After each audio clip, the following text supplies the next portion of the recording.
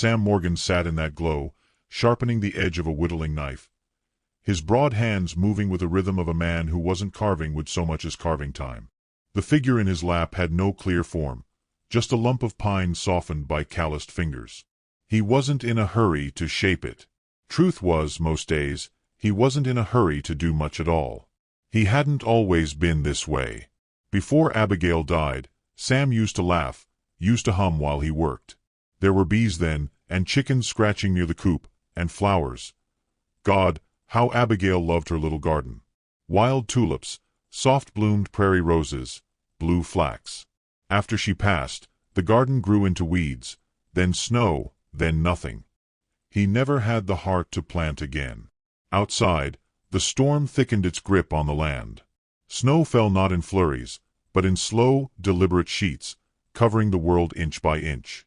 Sam glanced at the fire, stirred it once with the iron poker, and leaned back in his chair with a long, empty breath. His bones ached with the kind of cold that didn't come from weather. That particular chill lived deeper, in the chest, where memories of laughter had once warmed him. It was a quiet sort of pain, the kind that didn't scream but settled into your skin like dust in old corners. He reached for his cup, black coffee, cooled long ago, and took a swallow out of habit more than thirst. Then he heard it. 3 knocks. Slow. Not wind tapping branches, not a raccoon scratching at the sidewall. Human. He stilled. A 4th knock followed, hesitant. A pause. Then another. Sam stood, joints protesting as he moved. He hadn't had a visitor in days, not with the road buried under snowdrifts taller than a man's chest. He stepped to the door, unlatched the iron bolt, and opened it with the caution of a man who'd learned not to expect anything good from the world anymore. And yet, there she stood. A woman wrapped in a frayed coat 3 sizes too big, its hem crusted with ice. Her hat was gone, hair tangled and damp from snow. Behind her, huddled beneath a single threadbare quilt, were 3 children, no taller than his knee, bundled in wool and fear. Her eyes met his. Wide, uncertain, but still bright with something that hadn't yet surrendered. She didn't speak. She didn't have to. Sam felt the plea in her breath, in the way her knees seemed close to buckling but hadn't yet. He stepped aside without a word. She guided the children in with stiff arms and murmured reassurances too quiet to hear. Sam closed the door behind them, bolting it against the storm once more. They stood near the hearth, silent, dripping, the smallest child, golden-haired and wide-eyed, holding a soggy rag doll to her chest like a lifeline. Sam added a log to the fire. Sparks leapt, and light bloomed across the room, painting warmth onto their pale faces. Still, they said nothing. Finally, the woman's voice came. Low. Hoarse. We walked 3 days. The wagon wheel broke east of Bitter Ridge. I couldn't carry them all at once. Sam nodded, more to acknowledge than to answer. She continued, voice steadier now. I'm Rachel. These are mine, Finn, Theo, and Sadie. The boys nodded shyly. Sadie just blinked, doll clutched tighter. You lost? He asked, voice gravelly from disuse. No, she said. Left. That one word held multitudes. Sam didn't press further. He motioned to the chairs near the hearth. Sit. Dry off. I'll fetch something warm. They did as told. He returned minutes later with broth, simple and thin, but hot. The children didn't wait. They devoured the bowls with quiet urgency, Rachel watching them instead of eating her own. You should eat, Sam said. I will, she replied. But her eyes stayed on her children. He studied her then, not with judgment, but with the cautious attention of someone who'd once known what it was to be needed and hadn't been since. Her face was sharp with hunger and pride. He could tell it cost her something to accept his help, but more to ask it. Once the children finished, they curled against one another on the braided rug, Sadie between the boys. Sam fetched an extra quilt from the cedar chest and laid it gently over them. Rachel watched him closely. You alone here? She asked, not unkindly. He gave a small nod. Been that way 2 winters now. Her eyes softened. I'm sorry. He shrugged. Storms come. Sometimes they don't leave. For a long moment, neither spoke. The fire crackled and popped, filling the space between them. Then, she said, almost in a whisper, I tried to go west. To Montana City. Had family waiting, or so I thought. My husband, he turned back when we ran low on food. Said I'd made my bed coming out here. Sam looked at her then, fully. He left you. In winter. With children. She gave a small nod. There was no storm then. Just silence. Sam didn't answer. Instead, he poured her a fresh cup of coffee and slid it across the table. She took it with both hands, letting the heat soak into her skin. Her fingers trembled slightly. He didn't ask if from cold or something deeper. You can stay, he said quietly, till the road clears. She met his gaze again. There was something unreadable in her face, part hesitation, part relief. Thank you, she whispered. No need. Not yet. He returned to his chair and picked up the half-shaped wood in his lap. The silence that followed was no longer empty. It had grown companionable, the kind that doesn't require filling. He noticed, suddenly, the way the children breathed in rhythm. The way Rachel tucked her coat closer, not to shut him out, but to keep herself steady. The fire popped again. The storm raged outside. But inside, for the first time in many months, Sam felt the air shift. Not warm yet, but warming. He watched Rachel as she sipped her coffee, her eyes tracing the flicker of flame. She wasn't resting, not fully, but the guard around her had loosened, just slightly. Enough to let in light. Enough to let him wonder if perhaps, come spring, the weeds outside might be coaxed into bloom again. But that was a thought for later. For now, the snow fell, the candle flickered, and the small cabin held 5 lives that had, by fate or storm, come to share its breath. Sam didn't believe in miracles anymore. But he did believe in doors that opened when they shouldn't have. And sometimes, that was enough. By morning, the storm had laid its fury down like a tired beast, blanketing the plains in a hush so deep it seemed the world was holding its breath. The snow shimmered with untouched grace, untouched except for the fading prints that led to Sam Morgan's door, faint signs of desperation now swallowed by sleep and warmth. Inside, the cabin smelled of ash, broth, and the faint sweetness of pine. Rachel stirred before the children, her eyes opening not with panic, but the cautious awareness of a woman who had trained herself to rise before trouble could. She sat up on the floor where she'd laid her thin coat for a pillow and reached instinctively toward the quilt-covered mound where her children lay. All 3 breathed in gentle syncopation, their cheeks flushed now with heat instead of cold. She rose carefully, avoiding the creaking boards near the hearth, and stepped into the kitchen corner, where Sam was already moving, quiet as the dawn, stirring a pot over low flames. You slept, he said without looking up. I tried. She pulled her coat tighter around her shoulders. Thank you. For last night. He gave a slight nod, the kind that carried weight instead of words. He handed her a bowl of oats cooked thick with a pinch of salt and a spoon already warm from his hand. She took it with both hands and sat by the window, watching the horizon ease into pale blue. The sky seemed fragile, like if you breathed too hard it might shatter. Storms passed, Sam said. But the trail's gone. You won't find it for days. I'm not trying to find it. She didn't look at him when she said it, and he didn't ask her to. The children woke slowly, blinking into the golden light. Theo sat up first, rubbing his eyes with grimy fists, then Finn, who yawned like a cat and crawled toward the fire without a word. Sadie, smaller and softer than her brothers, stirred last, holding tight to the threadbare doll that hadn't left her grasp even through sleep. Come on, Rachel called softly. Wash up. There was no resistance. They moved toward the basin Sam had set near the back door, where a bucket of meltwater waited. They'd learned not to ask questions where survival was concerned.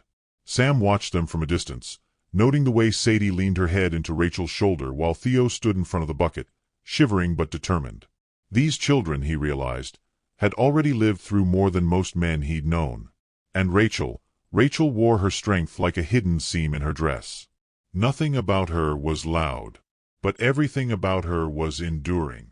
As the day warmed, Sam stepped outside to tend to the livestock. His boots broke the frozen crust of snow, and the cold bit at his cheeks. Inside the barn, he fed the animals, his movements slow and measured. His thoughts stayed with the people inside the cabin. Not just as guests now, but as a presence he couldn't ignore.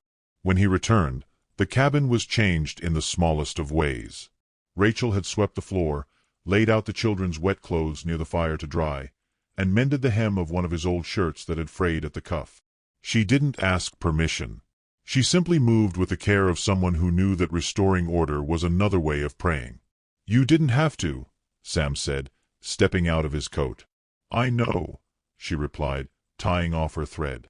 "But it helped me feel like I belonged, at least for a minute." He studied her, the way her hands moved with purpose, the way her voice carried no bitterness, only clarity. He wondered when she'd last heard someone say she didn't need to earn her place. The children were less guarded now. After breakfast, Finn had found an old wooden horse on the shelf above the mantel, a toy Sam had carved long ago, never played with, kept more out of memory than use. "You make this?" Finn asked, holding it up. Sam nodded. "Years ago." "It's good," the boy said, inspecting it as if it were a treasure. "Can I show Sadie?" "You can keep it," Sam said. Finn grinned, rare and sudden. It struck something small and startling in Sam's chest. It felt like hearing a song he hadn't realized he missed. By afternoon, the cabin hummed with a quiet sort of life. Sam cut more wood while Rachel boiled water to wash the children's socks. Finn followed him outside to help stack kindling. They worked side by side without much conversation, though Finn asked about the axe, about the best trees for splitting, about how to tell good firewood from bad. Sam answered each question with the same calm rhythm he used with animals or tools. He noticed how quickly the boy watched and learned. Not just mimicking, but remembering. Inside, Rachel stood near the stove, stirring a pot with her left hand while Sadie clung to her skirt. Theo sat near the window, a small scrap of paper in his lap, attempting to draw the wooden horse with a piece of charcoal. The air was warmer now, not just from the fire, but from presence, from belonging. As evening fell, Rachel sat at the table, darning another sock, when Sam finally spoke what had sat on his tongue since morning. "You planning to go when the road clears?" She didn't answer immediately. Her fingers kept stitching, steady and precise. "I don't know," she said finally. "There's nowhere left that expects us." "You got people out west?" "I thought I did. A cousin in Deer Lodge. But she sent word she moved south. No address. No trail to follow." Sam nodded slowly. "There's work, if you wanted it. Mrs. Webb in town runs the store. She could use help come spring. She's fond of children." Rachel looked up at him, not with suspicion, but with a wary hope of someone unused to open doors that didn't lead to danger. "You offering us a place?" "I'm offering shelter," Sam said, "and maybe something steadier. You don't owe me for it. I just figure, this land's big enough for more than ghosts." She didn't smile, but something in her eyes shifted, like a thaw setting into the edges of a long winter. That night, the wind didn't howl. It whispered. The kind of whisper that lives in rocking chairs and lullabies and firelight shared between strangers learning how not to be. The children curled again beneath quilts. Rachel helped Sam wash the dishes, and their hands met briefly in the water, rough and calloused and full of stories neither had yet told. They didn't speak of it, but neither pulled away. Later, after all was quiet, Sam sat by the fire with the half-carved figure still in his lap. It had begun to resemble a fox now, lithe, watchful. He hadn't intended it to be that. But some things shaped themselves with time. Rachel stood near the window, her arms wrapped around her middle, watching the sky darken. "There's peace here," she said softly, "but it's the kind you earn, not borrow." Sam didn't answer. He didn't need to. She already knew he agreed. When she turned, he offered her the chair by the fire. She took it. Outside, the moon began its slow rise. Inside, the silence settled again, but this time it wasn't empty. It was full of possibility. The cradle of warmth they'd built together in one day held, against the cold that had once swallowed them both. And somewhere beyond the snow and the past, a new rhythm waited. One neither of them had expected. One worth staying to learn. The thaw didn't come in a single rush but in sighs, small moments where the frost released its grip a little more each day. The snow softened first near the well, then along the cabin's eaves where icicles wept themselves into puddles. Sam noticed it in the way the door no longer stuck, and the wind, once fierce and full of sorrow, now carried the scent of wet bark and far-off mud. Spring, like trust, didn't arrive with trumpets. It arrived in patience. Inside the cabin, the shift echoed louder. Sam had taken to carving again, not just out of habit or loneliness, but for the children. Finn, in particular, was fascinated by the craft. He watched with wide, unblinking focus as Sam's knife shaped the pine with strokes that were both sure and soft. Sometimes, the boy would sit on a stool beside him with his own stubby blade and scrap wood, mimicking the motions with the intensity of someone who understood the act was sacred.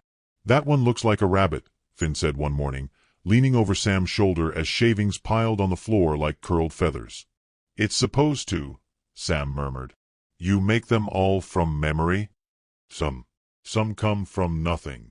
Just hands remembering something the mind forgot." Finn blinked as if trying to understand how hands could hold memories. Then he smiled, all teeth and sunshine.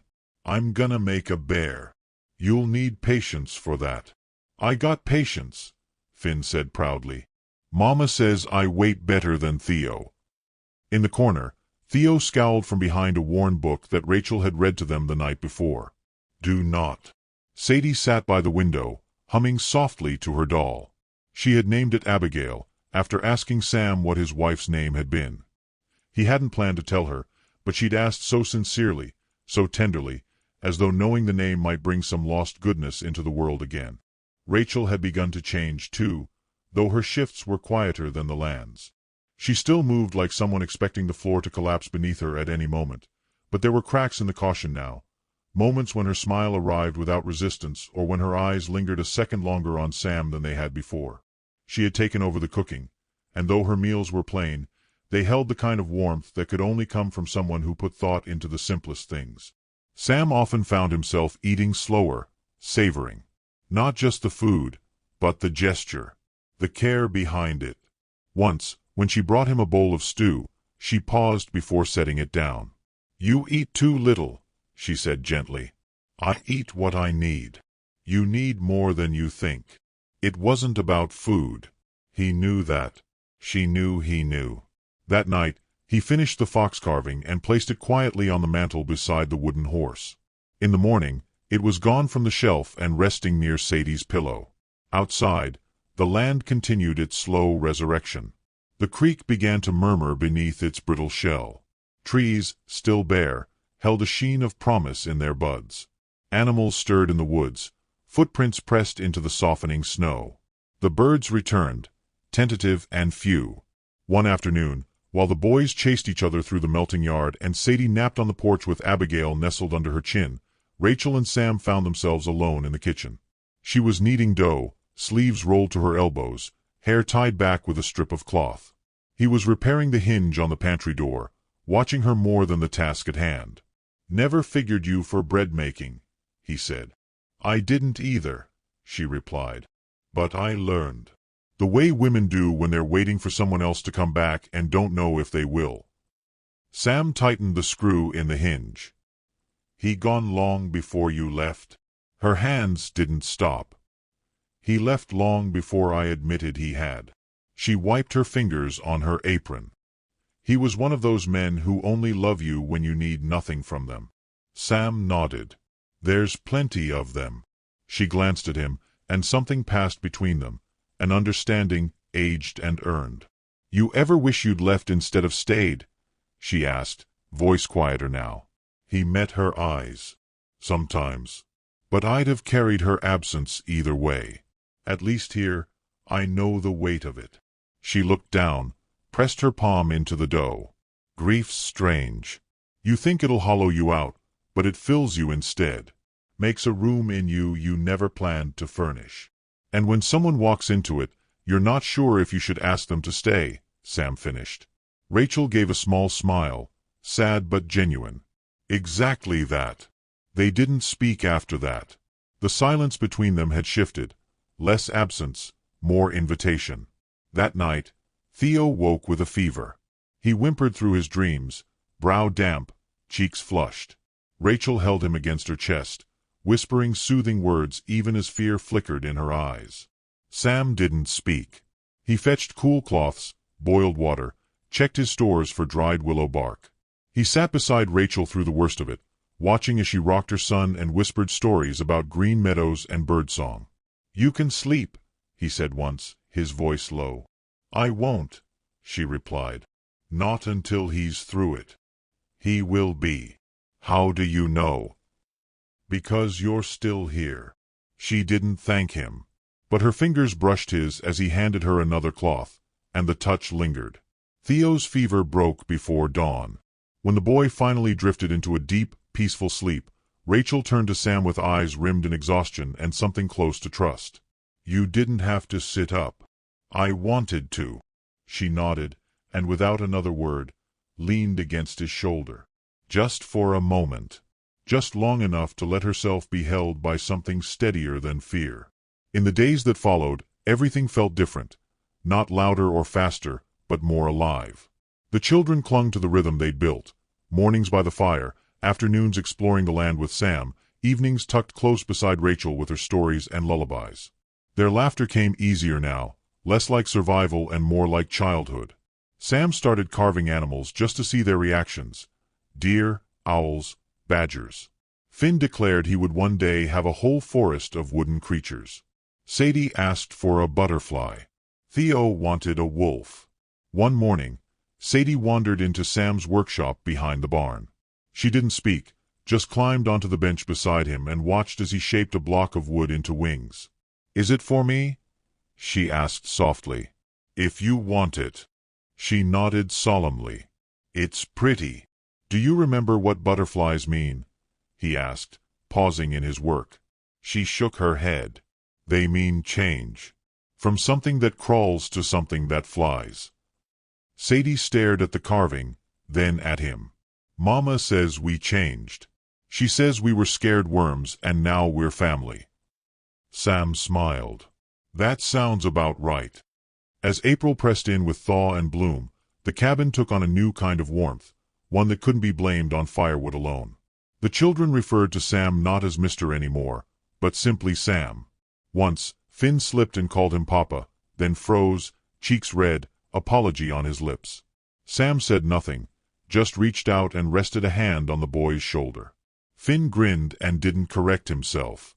One evening, Rachel stood in the doorway of the workshop, watching as Sam sanded the butterfly's wings to a fine curve. "You're good with them," she said. "They make it easy." She stepped inside, brushing her fingers along the carved shapes on the shelves. "They talk about you all day. Theo says you know the names of every tree." He exaggerates. Still, he believes it. She turned to face him. "They're healing. Faster than I expected. They're children. They know how to trust again." She nodded, thoughtful. "I wish I could say the same." Sam set the carving down and looked at her, not with expectation, but with the patient regard of someone who understood that some doors open slowly, and only from the inside. "I don't want to replace anyone," he said, "but if you needed someone who stays." He let the rest hang there, unfinished, like a line of verse waiting for her breath. Rachel didn't move, but her voice came steady. "I don't need saving, Sam." "I know," he said. "I just want to be somewhere you don't have to do it alone." Her eyes filled, not tears, not quite, but the glisten of a soul that's been seen and still welcomed. That night, after the children were asleep and the fire crackled low, Sam stepped outside to watch the stars return. Rachel joined him, blanket wrapped around her shoulders, silence between them. The moon was rising over the ridge, casting silver over the snow-softened land. In the distance, the first frogs sang. "It's beautiful," she whispered. "It is," he said. "But not as much as what's growing here." She leaned against him then, not because she was cold, but because she could. And inside, on the windowsill, the wooden butterfly waited for morning. The air had turned expectant, like something distant had stirred awake. Spring had begun its slow exhale across the land, leaving soft buds on the cottonwoods and painting faint green across the valley floor. The Morgan homestead, though no one had yet spoken the name out loud, breathed easier with the season. Days passed in quiet rhythm. Eggs collected, bread baked, children barefoot in wet grass. Sam carved with one window open now, his hands working smoother than before, his mind less haunted. Rachel spent mornings in the garden patch they dug together, sleeves rolled to her elbows, hair tangled in the wind. The children called the creek theirs. Sadie had a favorite tree. Nothing thunderous marked their days, but there was a fullness in the stillness, like being inside a held breath that no longer needed to be released. And then came the rider. It was late afternoon when the dust rose like a warning from the southern trail. Sam saw it from the barn first, a thin line of earth disturbed beneath a pale sky. One rider. Fast. No wagon. No gear. Just a man on a dark gelding, cutting the land like it owed him something. By the time the horse slowed near the fence line, the children had gathered on the porch. Sam stepped in front of them instinctively, calm but solid. Rachel emerged from the cabin with a damp cloth in her hand and stilled the moment she saw the man dismount. He was tall, angular, his face sharp in a way that suggested charm once used like a blade. Dust clung to his coat, but his boots were polished. His smile didn't reach his eyes. "Rachel," he said with mock surprise. "Well, ain't this sweet?" She didn't speak. "Been a long ride," he went on. "Heard tell you were here. Took me a few towns to find the right whisper. But I reckon you weren't tryin' to be too hidden. Figured a woman like you wouldn't last out here long without attaching herself to someone." Sam stepped forward, voice even. "Who are you?" The man turned to him, looked him up and down. "Randall Byrne. Husband. Father. Depending on the day." Rachel's jaw tightened. The cloth in her hand trembled before she tucked it into her apron. She didn't move toward Randall. Didn't blink either. "You're not welcome here," Sam said, calm but final. Randall gave a soft laugh, too smooth. "I believe I still have a say. Those are my children, aren't they? Looks like you've been keeping them from their rightful family." "You left them to die," Rachel said, her voice clear, steady. "You turned your back when we needed a fire, a meal, a home." "I made a mistake," he said, hands raised in mock surrender. "What man hasn't? But they're still mine. By law." "No court recognizes abandonment as a claim to kin," Sam said. Randall looked at him long, slow, lips twisting into a grin that had once likely charmed saloon girls and card dealers alike. "And you're who exactly? Her lawyer? Or just the poor fool she latched onto next?" Sam didn't answer. He didn't have to. Rachel stepped beside him, her voice low but firm. "What do you want?" "Custody. My kids. My rights. You can stay if you want, but they come with me. And I'm taking them tomorrow." The children watched from behind the porch rail, wide-eyed and confused. Sadie clutched Abigail the doll to her chest like a lifeline. "You can't just take them," Rachel said. Randall's expression hardened. "I can, and I will. Don't make me bring the sheriff into it." He mounted his horse again, not in haste, but with the swagger of someone used to getting what he demanded. "You've had your little fairy tale. Time to wake up." He rode off without looking back. Dust swallowed his trail, but his words clung to the air like smoke. That evening, silence fell heavy in the cabin. The children didn't ask questions. They'd learned when to stay quiet. Rachel paced in the kitchen, her steps methodical, but her hands shook as she folded towels that didn't need folding. Sam sat at the table, sharpening his blade out of habit. "He can't take them," she said finally, voice barely above a whisper. "But he will. He'll bring papers or worse. He knows the kind of men who carry words like weapons." Sam nodded slowly. "We can fight him. But it won't be easy. Law favors the man with the claim, no matter how false. Her breath hitched. I won't marry again just to protect my children. I won't trade one prison for another.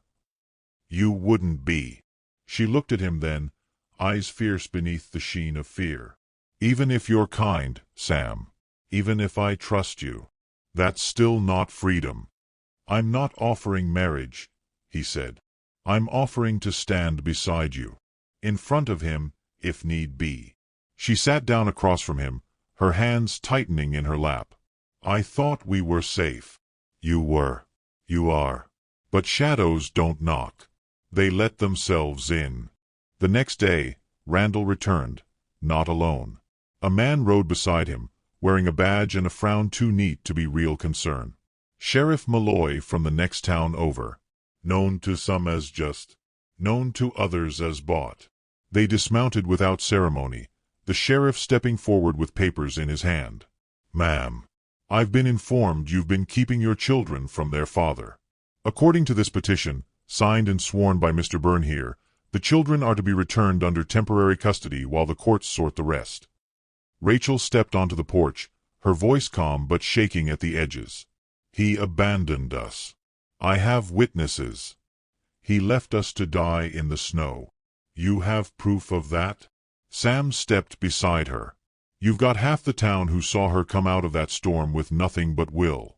She's worked, she's built a life here. Those children are alive because of her. The sheriff glanced at Randall, then at the cabin, then back at the paper. That may be. But a judge will decide. Until then, the children go with their father. Rachel's knees buckled slightly. Sam reached for her, steadied her. She didn't lean into him, but she didn't pull away. Then a voice rose from behind them. Mrs. Webb, the shopkeeper, arrived in her wagon, snow still clinging to her hem. That man's no father, she said loudly. He's a drifter and a liar. Ask around town. Ask Doc Hadley. Ask anyone who's watched that woman raise those children with grace while he rode off into a bottle. More voices followed. Doc Hadley, Pastor Elias, even young Ben Miller, the stable hand.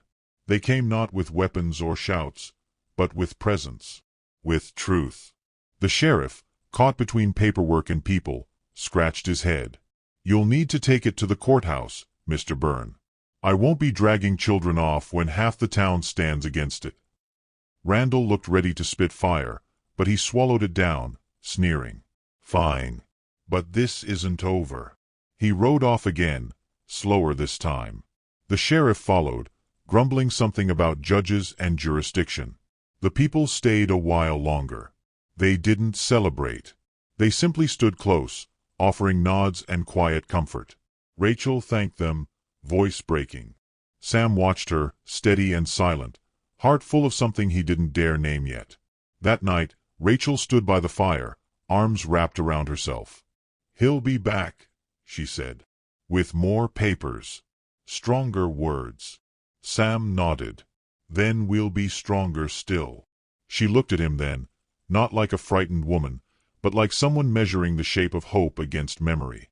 I was going to leave, come spring. Take the children somewhere new. Somewhere without ghosts. You still can. She stepped closer. But maybe ghosts aren't the ones haunting me. Maybe it's the fear that nothing lasts. Sam reached into the drawer and pulled out something small. A wooden ring, simple and unadorned, carved with care. I made this, he said, before the snow melted. I didn't know if I'd give it to you. It's not a proposal. Just proof. That I believe in something lasting. She took it slowly, held it in her palm like a fragile bird. Thank you, she whispered. The fire crackled behind them. The children slept soundly in the next room. The wind outside carried the scent of earth and ash and promise. And though the road ahead still held fight and uncertainty, a choice had been made, not out of desperation, but out of quiet defiance. Out of love not yet spoken but clearly seen. The storm had returned. But this time, they would not face it alone. The final snow came late that spring, unannounced, like an old memory returning just when you thought you'd outgrown its reach. It fell in soft spirals, gentle and strange, laying a lace of white across the greening hills. It didn't stay long, but it was enough to remind everyone that the past, like winter, doesn't always retreat when asked. Sometimes it lingers, quiet and watchful, waiting for a weakness to return. Rachel stood by the window that morning, watching the snow dust the garden bed where sprouts had only just begun to show. Her breath left a small cloud on the glass, her fingers tucked tight into the sleeves of Sam's shirt, the one she'd started wearing on cold mornings. It didn't belong to her. But it didn't not belong to her either. Much like this place, this man, this new version of a life she'd never dared imagine. Behind her, the cabin was warm with the sounds of morning, wood popping in the stove, Finn arguing gently with Theo over who would feed the chickens, Sadie humming to her doll as she braided its yarn hair. Sam sat at the table, carving a small piece of ashwood into the shape of a bird mid-flight. He looked up once, just briefly, and caught Rachel's reflection in the window. She didn't turn, but she knew. The quiet was broken by the sound of hooves. Not just one. Several. They arrived not in anger, but in force, a thudding certainty across the half-frozen earth. Sam stood quickly, eyes narrowing. Rachel moved to the door before he could, her hand resting on the knob, heart already racing faster than her breath. Outside, Randall Byrne dismounted with a slow, calculated grace. He wore a coat he hadn't owned before, new, pressed, too clean for a man who lived hard. Behind him, two men in fine clothes stepped down from their horses. One held a briefcase. The other wore a judge's insignia pinned beneath his collar. The law had come with a stamp this time, not just the threat of it. Randall's smile widened as Sam stepped onto the porch beside Rachel. "Told you I'd be back." She didn't answer, didn't look away. The man with the briefcase opened it without a word and withdrew a thick document. "This is a ruling," he said flatly, "granted by the circuit judge after testimony provided in absentia by Mr. Byrne. It grants him immediate custodial rights to the children, pending further review. You are ordered to relinquish them into his care." Sam's hand tightened around the porch post. "They belong here." The judge himself stepped forward. His face bore the tired bureaucratic weight of a man who'd long ago stopped listening to truth in favor of structure. "We don't decide on heart," he said. "We decide on law. And by law, Mr. Byrne is the surviving father. You can challenge it, but not here. Not today." Rachel stepped forward. Her voice, when it came, was not loud, but it was clear. "These children haven't known safety until they knew this home. This man," she nodded to Sam, "has fed them, kept them warm, taught them what it means to be steady." "Steadiness," Randall scoffed. "That what you call hiding behind another man's roof?" Sam turned to him then, not with fire, but with something colder. "Older. I gave them a place to heal. Not to forget, but to grow." The judge sighed. "Ma'am, unless you have legal guardianship, you have no authority to object." "I'm their mother." "You're a woman without a husband," Randall cut in. "And this man is nothing to them." Sadie appeared on the porch before anyone noticed she'd slipped outside. She clutched her doll and stood between Sam and Rachel, her eyes wide and unblinking. "He is," she said. "He's everything." The silence that followed was unnatural, heavy. The judge hesitated, eyes narrowing. "I'm sorry," he said eventually, "but she's a child, and emotion doesn't overrule jurisdiction." The second man moved toward the door. Rachel stepped in front of him. Sam's voice came from behind her, steady. "We're going with you." All heads turned. Sam looked only at Randall. "You want to make your claim? You want to rip them away? Then do it in front of a proper court. With witnesses. With eyes. You want this to be legal. Make it public." Randall faltered, the crack in his swagger visible now. He hadn't planned for resistance wrapped in dignity. "You've got your ruling," Sam went on, "but I'll bring every soul from this town to testify what you are. I'll ride to Helena myself if I have to. And I won't stop." The judge's mouth twisted. "You challenging this?" "I'm invoking right of appeal under Homestead Sanctuary." There's precedent. You're not a blood relative. Sam nodded. I'm not. I'm something more. I chose them. The judge stared, then glanced at the lawyer, who shrugged with annoyance. He can file. It'll delay enforcement. Maybe a week. Then that's what we'll do, Sam said. The men conferred in low tones, clearly unhappy to be tangled in a matter no longer neat.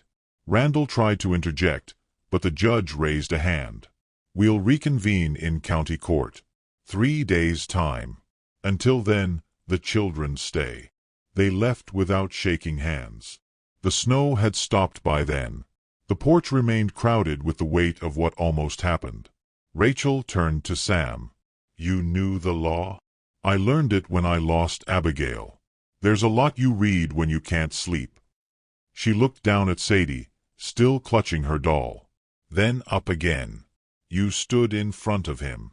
You put yourself between us. I will again, Sam said.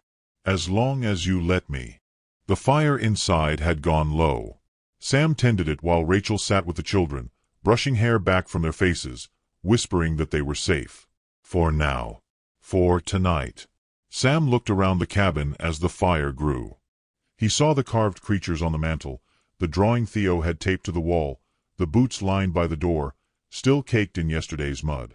This place wasn't just his anymore. That night, he laid a fresh log on the flames and pulled something from beneath the table, the cradle. He'd kept working on it in secret. Unfinished for months, it had rested in the shadows, waiting. He placed it near the hearth. Rachel saw it.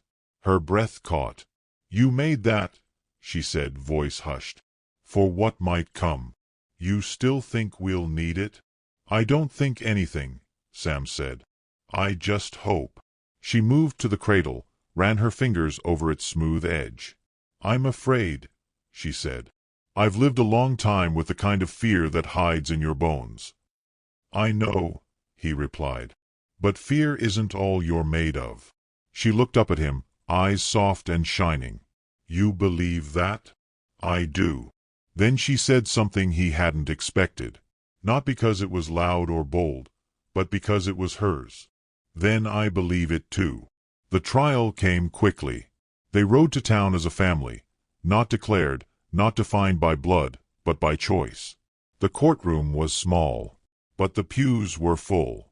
Mrs. Webb, Doc Hadley, and the pastor. Half the town came not for spectacle, but for truth. Randall wore his finest coat, but it couldn't disguise the hollowness behind his words. His arguments held structure but no soul. Rachel spoke only once. Quietly, clearly. I would rather live poor, live quiet, live alone with my children in a place that sees them than see them go with a man who sees only his own reflection in their eyes. Sam took the stand after her. I was lost when I found them, he said. Not because I needed saving, but because I had no one left to give to. Then they came. Hungry, cold, brave. And every day since, they've reminded me what it means to be alive. The judge listened, long and hard. Then gave his ruling. Custody granted to Rachel Byrne, full and permanent. Randall dismissed without right of further appeal. Afterward, outside the courthouse, Sam waited as Rachel hugged each child tight, kissed their foreheads one by one. Then she turned to him. The sun had broken through the clouds. Warm light fell over the steps. A breeze carried the scent of dust and lilac. She reached into her pocket and held out the wooden ring. I've carried this since the night you gave it to me, she said. Not because I had to, but because I wanted to remember what it felt like to be offered something without conditions. He looked at her, steady. You don't owe me anything. I know, she said. But I'd like to offer you something too. She took his hand. I'd like to stay. Not just through the next storm. Not just to raise these children. But because when I look at you, I don't see rescue. I see home. He didn't speak. He didn't need to. He only pulled her close, and she let him. That night, they sat by the hearth. The fire was bright.